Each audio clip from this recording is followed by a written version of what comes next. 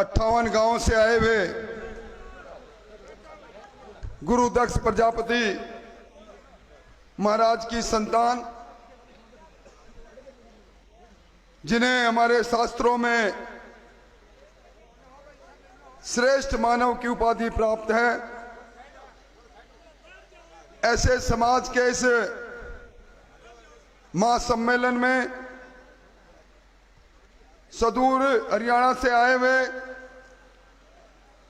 हरियाणा विधानसभा के उपाध्यक्ष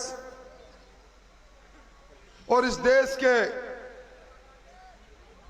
ओबीसी समाज, प्रजापति समाज के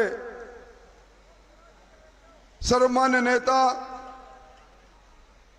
आदरणीय रणवीर जी गंगवा साहब,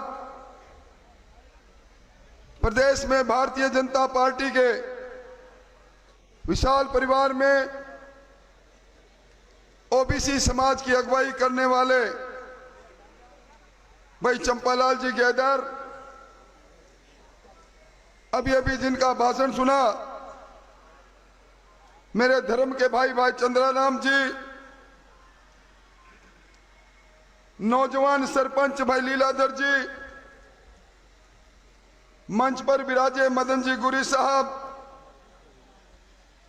युवा नेता मनीराम जी, पूर्व सरपंच भूराराम जी, भाई भंवरलाल जी, अमीचंद जी, भाई गोपी जी, भाई जयनारायण जी, भाई बनवारी जी, सरपंच रमेश जी, पूर्व सरपंच भादर जी और मेरे सामने विराजित इस समाज के सभी प्रतिष्ठित नागरिक वृंद, बड़ी संख्या में उपस्थित शक्तिसुरा माता और बहनों, कौन से शब्दों से धन्यवाद दूं मैं। चुनाव चल रहा है, चुनाव का एक सप्ताह भी नहीं बचा। गांव गांव में चुनाव के प्रचार में जा रहा हूं। ये जो मंच पर बैठे हैं, ये पीछे की दोनों पंक्तियों में बैठे हैं, ये मंच में खड़े हैं, जो आगे विराजे हैं, दिन में रात में मैंने आप लोगों को कभी ठहरा हुआ रुका हुआ नहीं देखा। मैं पूरी प्रजापति समाज के सामने आपको हाथ जोड़कर धन्यवाद देता हूं।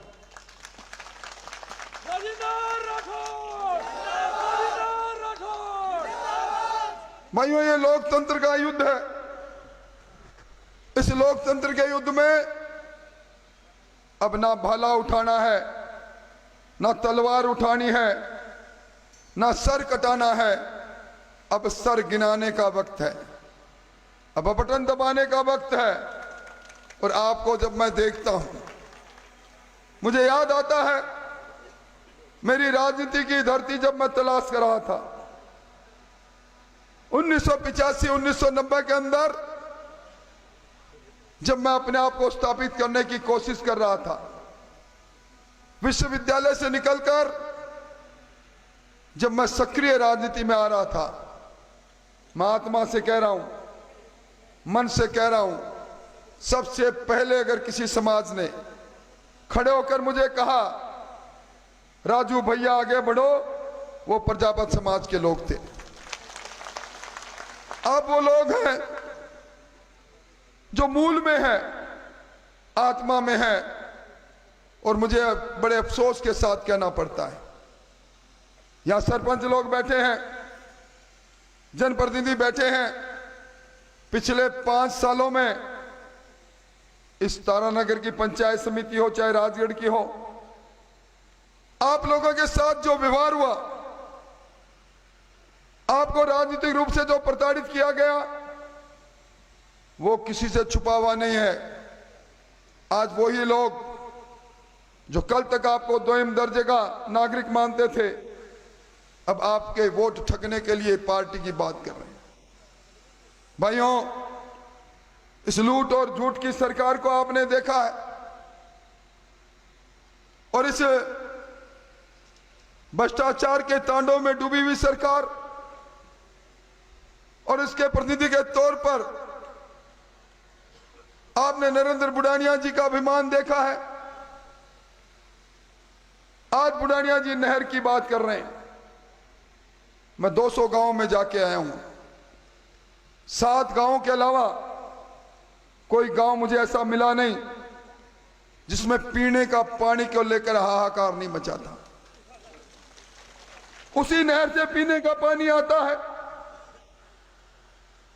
नहर महकमे के लोग कहते हैं पीने के पानी के लिए हमारे पास पानी नहीं। नहर के अंदर पीछे से पानी कम है। और ये नरेंद्र बुढ़ानिया जी ये वही हैं जब यहां से सांसद थे। आप याद करो, 2 लोहे के टुकड़े लेकर आए थे, पटड़ियां लेकर आए थे और ये कह रहे थे ये तारानगर के अंदर रेल से जोड़ने के लिए मैं शिलान्यास करके जा रहा हूं। ये वही नरेंद्र बुढ़ानिया जी है जिनके रहते हुए यहां भ्रष्टाचार की भट्टी जली। और कल आपने इस हिंदुस्तान के राहुल गांधी उर्फ पप्पू का भाषण सुना होगा। वो आए और वोट की अपील करने आए। भाइयों, मेरे सामने बैठे हो आप, लगभग सभी किसान हो। सब लोग केसीसी से लोन लेते हो। पिछली बार यही पप्पू जी राजस्थान में जिस तरह कल यहां आए थे, उस तरह राजस्थान के अंदर इन्होंने 10 तक की गिनती करके कहा हमारा शासन बना दो, 10 दिन के अंदर आपका कर्जा माफ हो जाएगा। आज आप लोगों ने लोन लिया, केसीसी से लोन ले लिया, सरकार की बात पर भरोसा कर लिया। आप चक्रवर्ती ब्याज लग गया आप पर। आपका खाता एनपीए हो गया, जब्त हो गया, नया लोन मिला नहीं। ये धोखा नहीं तो क्या है? ये नौजवान खड़े हैं, इन नौजवानों को भी कहा था कि आपको या तो बेरोजगारी भत्ता मिलेगा या आपको नौकरी मिलेगी। बेरोजगारी भत्ता दूर की कौड़ी हो गया। नौकरियों की लूट हमने देखी।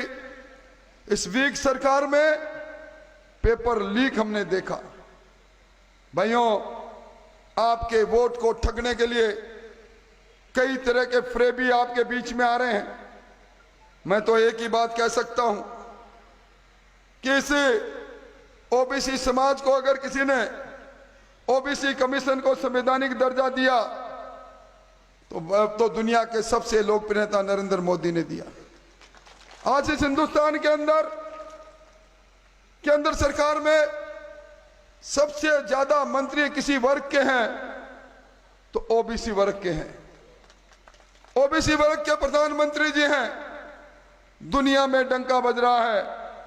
मोदी जी को देखने और सुनने के लिए जिस भी देश में जाते हैं मोदी में हो जाता है। अब पप्पू जी अपनी बात कह के चले गए।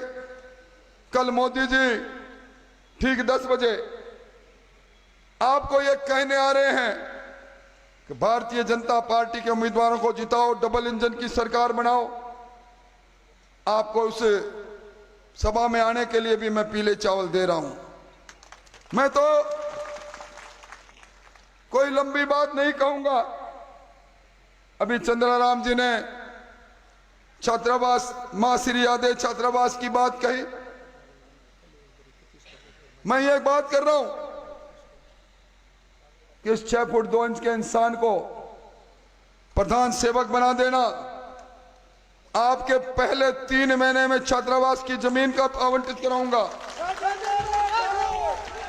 और पहले 6 महीने में चाहे मेरे विधायक कोष का पैसा हो, चाहे मुझे मेरे मित्रों से लेकर करना हो, 51 लाख रुपए उस छात्रावास के निर्माण के लिए आपके सामने उपलब्ध कराऊंगा। आने 71 करो थे, हो गया अब 71 बोलो। चंद्रराम जी की बात सबको मालूम है, कभी खाली जाती नहीं। कुछ मैं करूंगा, कुछ चंद्रराम जी करेंगे, दोनों मिलकर 71 कर देंगे। मैं आपसे एक निवेदन करना चाहूंगा आपका एक छात्रावास की जमीन चूरू में है। 6 महीने पहले कुछ भूमाफिया, जिसमें मेरे समाज के लोग भी 2 थे, उन्होंने उस जमीन की फर्जी रजिस्ट्री कराई।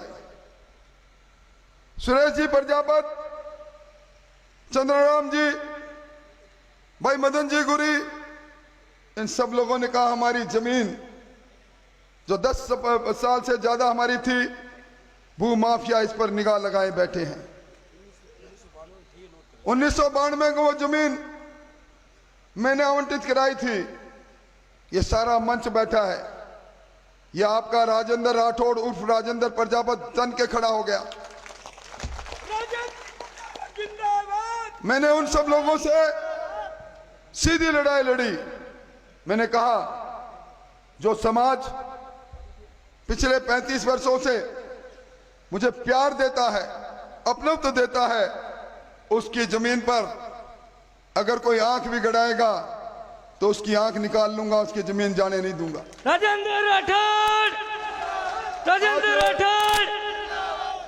एक सबसे बड़ी समस्या मैंने देखा, प्रजापत समाज के लोग कईयों को गोचर में बसे हो गए, नोटिस मिल गया और उसके कारण से प्रधानमंत्री आवास योजना की लाभ भी आपको नहीं मिला।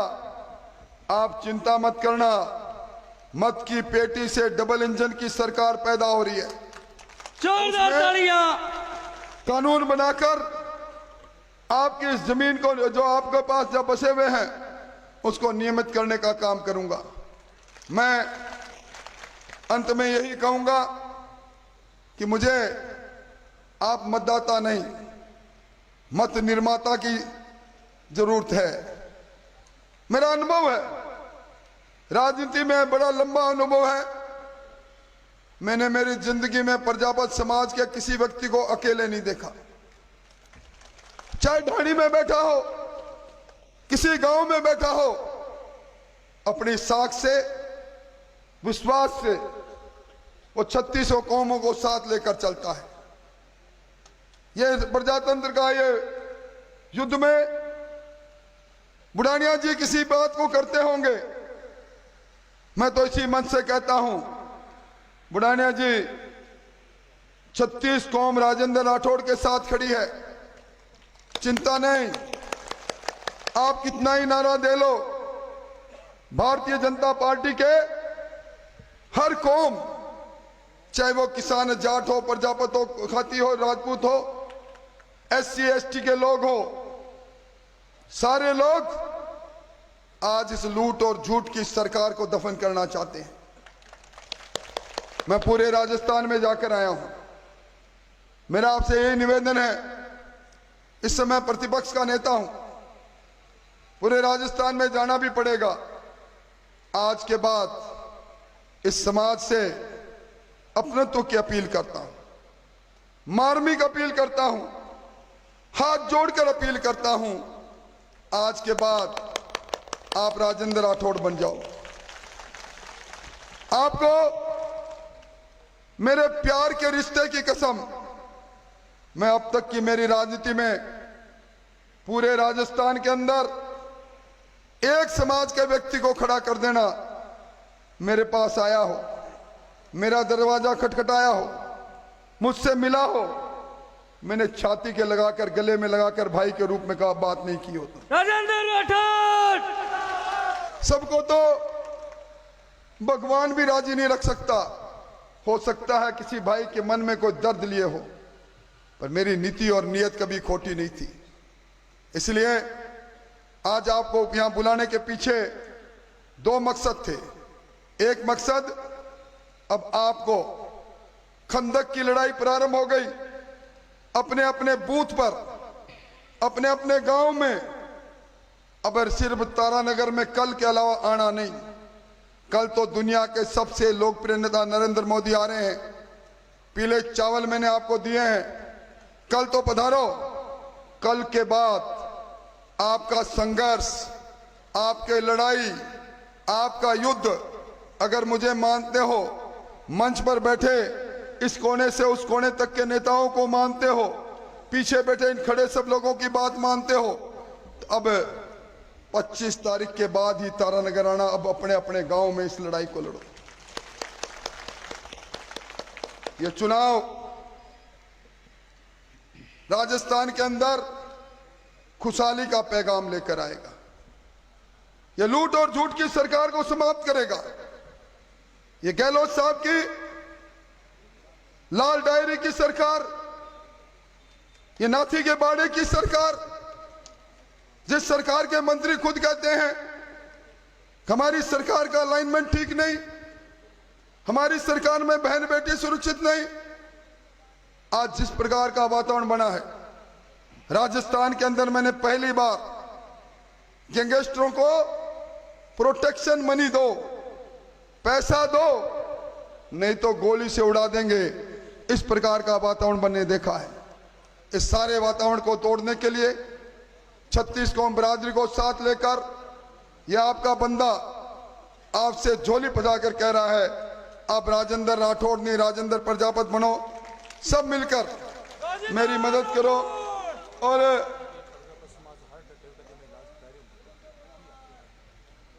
अभी कोई बीमार हो गया बताए, उसका चिंता मत करो, मैं उसका पूरा इलाज और उसमें जो भी लगेगा मैं करूंगा।